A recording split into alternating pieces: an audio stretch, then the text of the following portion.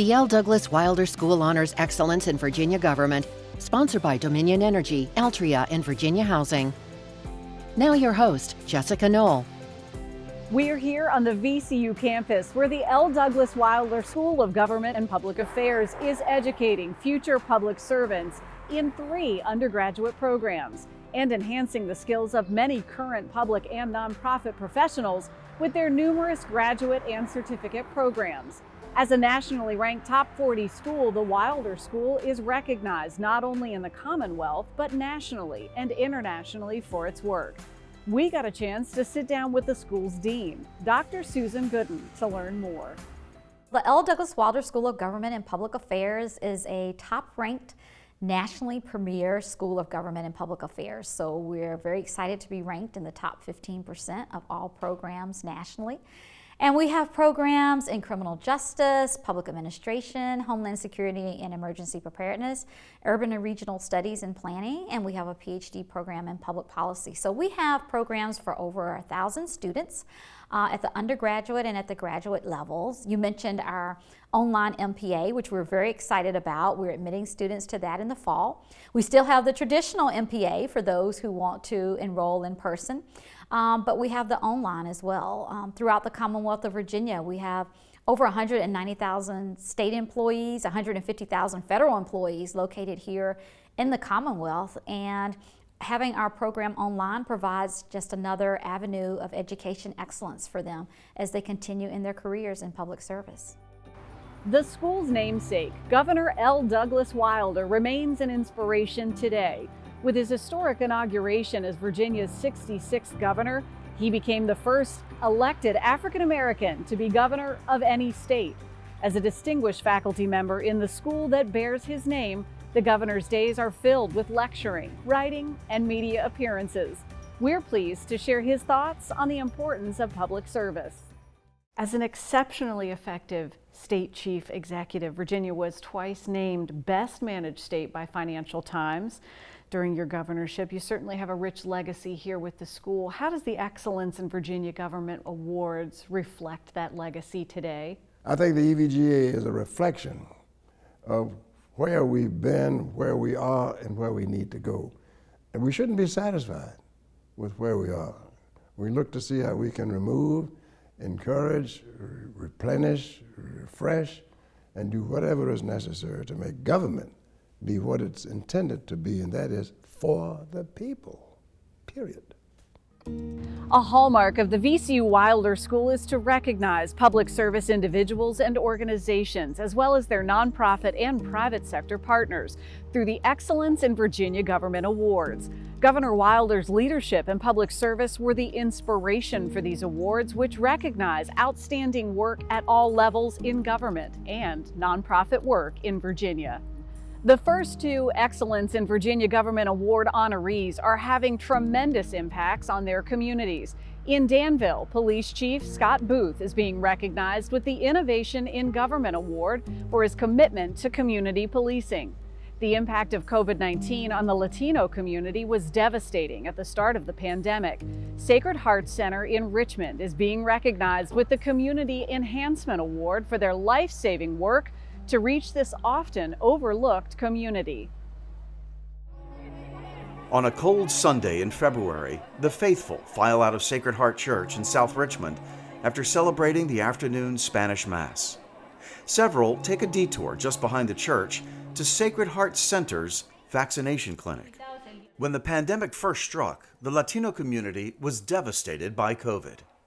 It didn't take long for the leadership of Sacred Heart to realize they were facing a wide-scale crisis in their community. We had, at that time, positivity rates of 50 to 60% when the general population was, I think at the max at that point, was maybe 12-15%. So that also was the deeper context that we were facing as we went into the vaccine rollout. And just knowing the mistrust and the fear that can exist around healthcare providers, we knew that we wanted to assist and support and could be part of the solution. Working with longtime partner Bon Secours and the Richmond Health Department, Sacred Heart began educating families and offering vaccinations on site. By early 2022, more than 4,000 vaccines had been administered. This took a kind of trust that can only be built over years of faithful service. Always we are trying to find the way to connect our community to different resources, and it's one of the most important things that we can do for our community at this time. This successful vaccine outreach, most likely saving hundreds in the community from painful illness and even death, dovetails with the center's longtime mission in the community. Have a good one. All right, have a good day.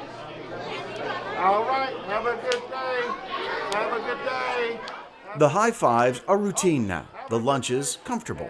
That's because Lieutenant J.W. McLaughlin is now a welcome regular for the students at Park Avenue Elementary School, where Danville police frequently stop to participate in the Lunch Buddies program.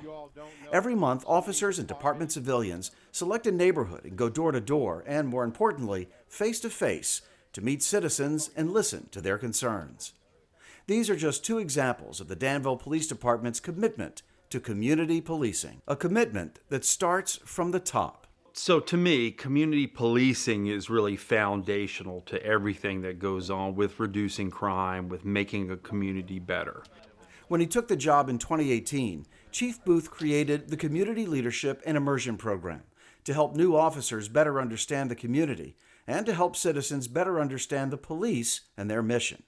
It's all about creating relationships. If you don't have a police department that's connected to the wants and need of the community, which you're there to protect and serve, then you're never going to be effective. Community policing in Danville is working. Crime is down, and the reputations of Chief Booth and the Danville Police Department are on the rise. He doesn't just sit behind the desk. He's out in the community, out talking with folks, and more importantly, listening to our citizens and really opening those lines of communication between the police and the community. And it's just been a huge, huge boost to our city. And to top it all off, they're having a lot of fun in Danville, Virginia. Inspiring work done by the Danville Police Department and Richmond's Sacred Heart Center. In addition to recognizing outstanding individuals and organizations, the Excellence in Virginia Government Awards also provides 2 scholarships for Wilder School students each year. The Wilder School's Assistant Dean of Student Services, Shajuana Isom-Payne, explains. Scholarships turn dreams into degrees.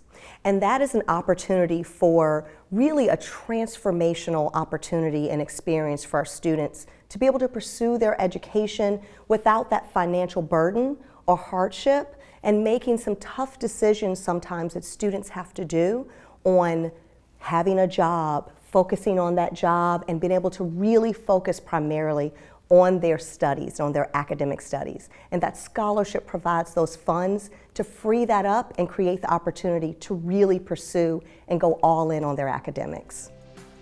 The L. Douglas Wilder School honors excellence in Virginia government, sponsored by Dominion Energy, Altria, and Virginia Housing.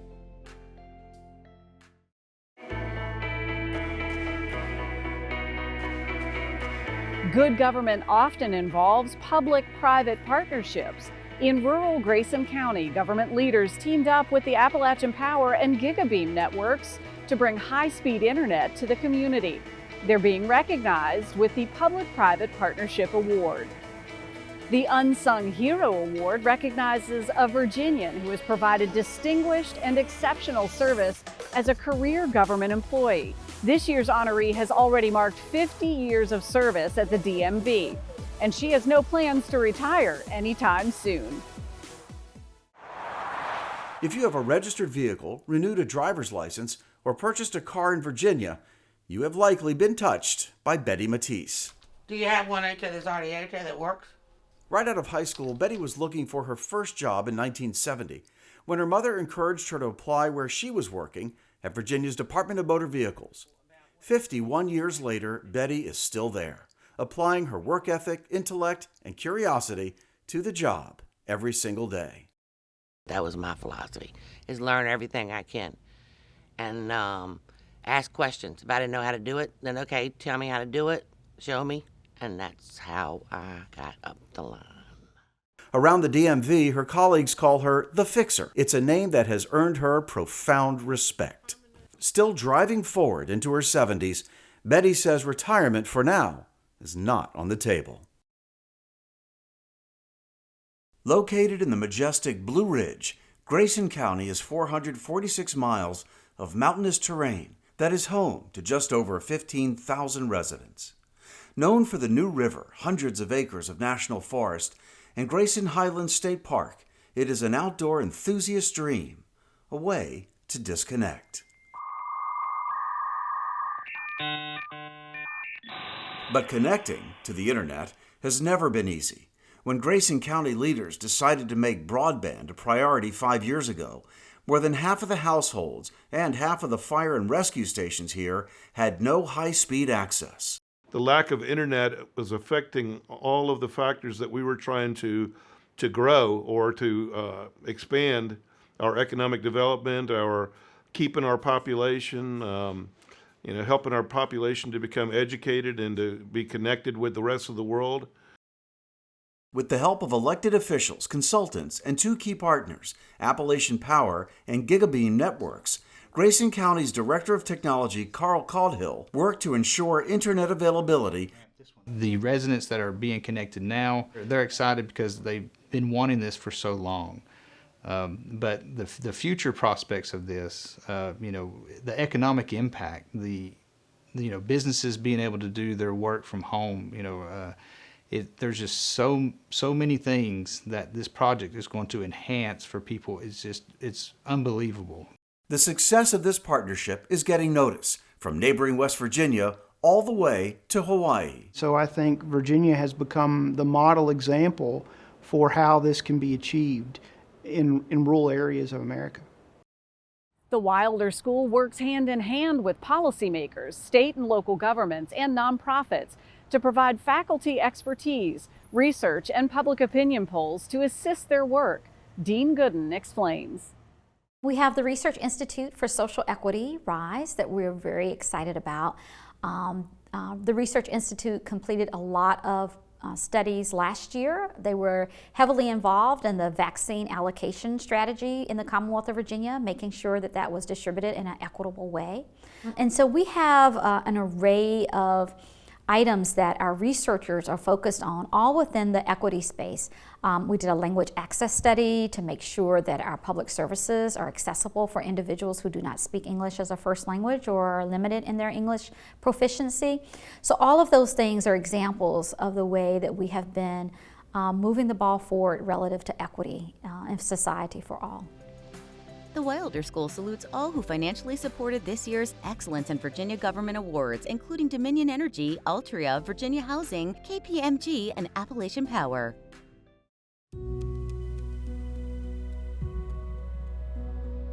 The Grace E. Harris Leadership Award is named for VCU's former provost and trailblazer, Dr. Grace Harris. This year's recipient is All Saints Catholic School in Richmond for their work in developing students' leadership skills, confidence, and integrity. Honoring an organization or individual who displays a sustained commitment to securing equal rights and justice for all people, the Hill Robinson Expansion of Freedom Award is named for two equal rights pioneers, Attorney Oliver Hill and Judge Spotswood Robinson. Receiving this award is the Robert Russa Moton Museum in Farmville for its ongoing efforts to promote dialogue and serve future generations as an education and policy center for the study of civil rights in education. In 1951, Moton High School student Barbara Johns made a bold decision, one that would contribute to a historic change in American education. Moton was in Prince Edward County in the era of the doctrine of separate but equal. But nothing was equal for the county's black student population. Their school was overcrowded. There was no cafeteria or gym. There weren't enough books or adequate lab equipment.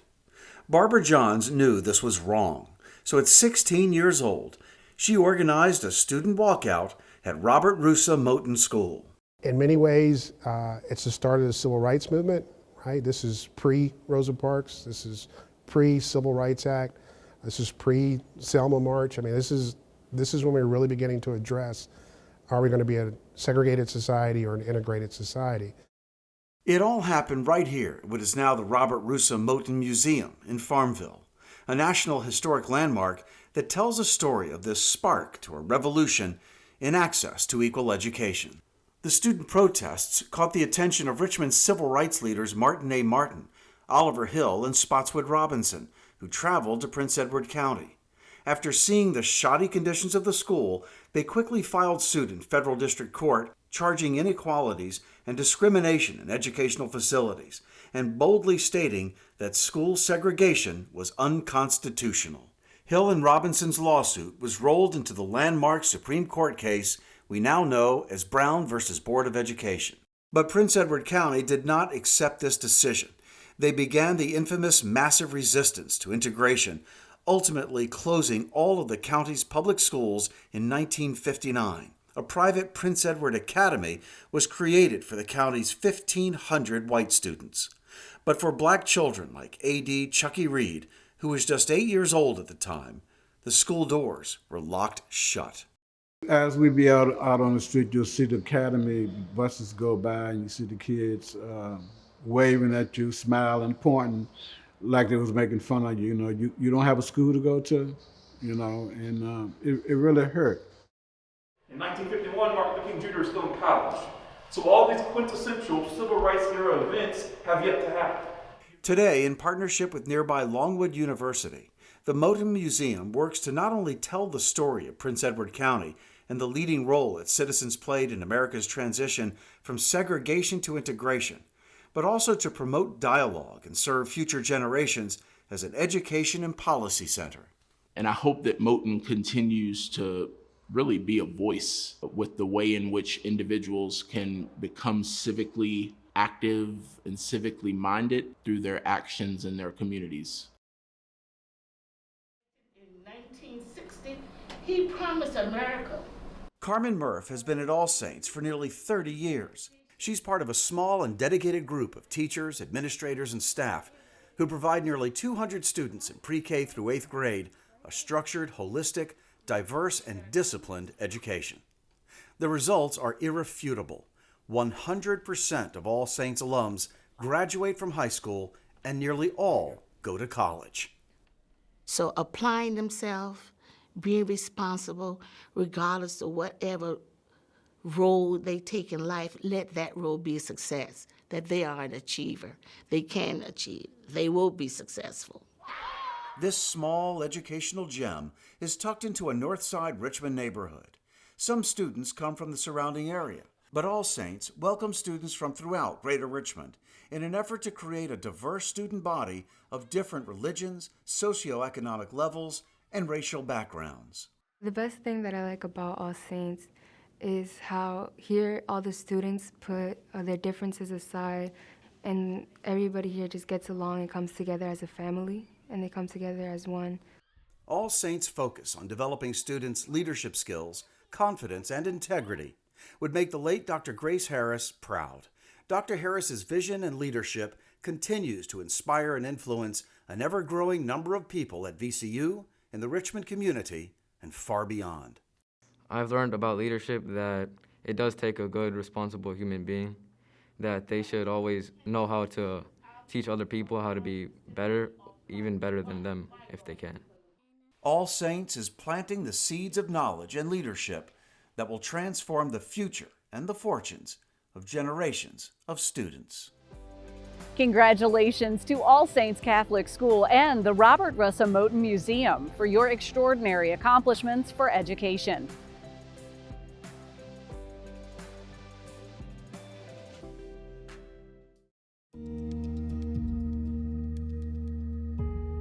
The final honoree this evening recognizes a Virginian whose career represents the highest values of public service and citizenship, and who has made a substantial contribution to the good of the Commonwealth. For nearly 70 years, Florence Neal Cooper Smith has been working to educate the community and raise money to find a cure for the devastating disease of sickle cell anemia.